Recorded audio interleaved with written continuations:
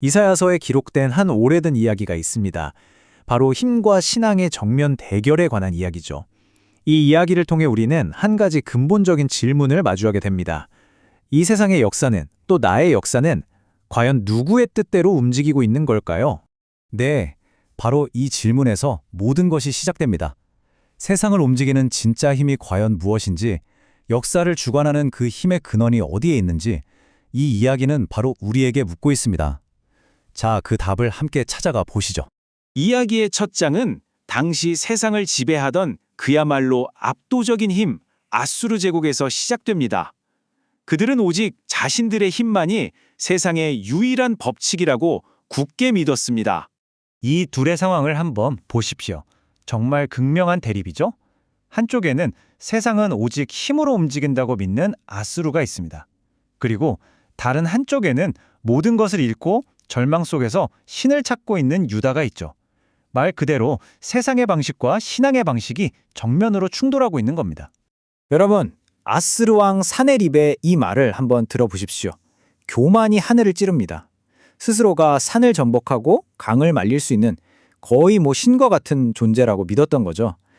인간의 힘이 정점에 달했을 때 나타나는 이 오만함, 이것이야말로 하나님께서 심판하시는 힘의 논리가 어떤 것인지를 가장 적나라하게 보여주는 장면입니다. 자, 이제 무대가 바뀝니다. 정복자의 저 요란한 외침에서 포위된 성안, 한 왕의 조용하고도 절박한 기도로 말이죠.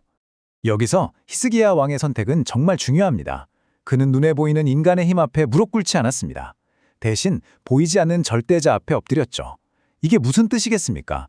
세상의 힘에 항복하는 대신 하나님께 항복하는 길을 택한 겁니다.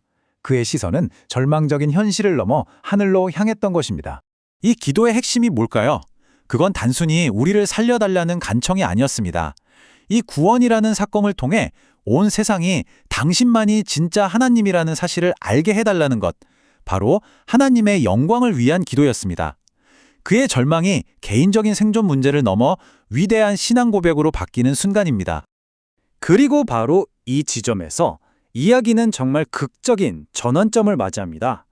하나님께서 히스기야의 기도와 사네립의 교만, 이 양쪽에 모두 직접 응답하시기 시작합니다.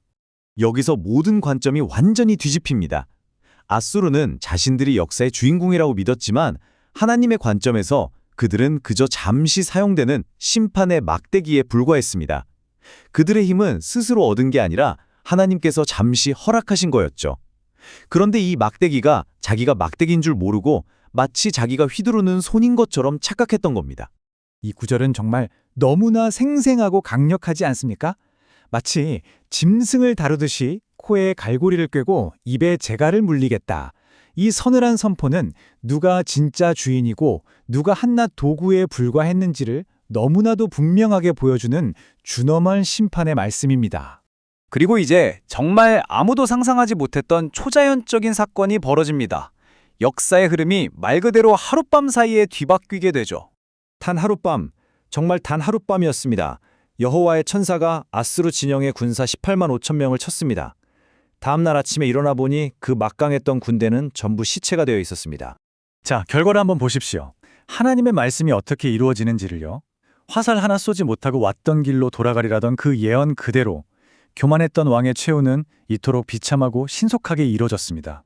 자, 그럼 이 엄청난 역사적 사건이 단순한 군사적 승리에서 끝나는 걸까요? 아닙니다. 이 이야기에는 우리에게 더 깊은 신학적인 의미를 전달하는 핵심 개념이 담겨 있습니다. 바로 하나님의 열심입니다.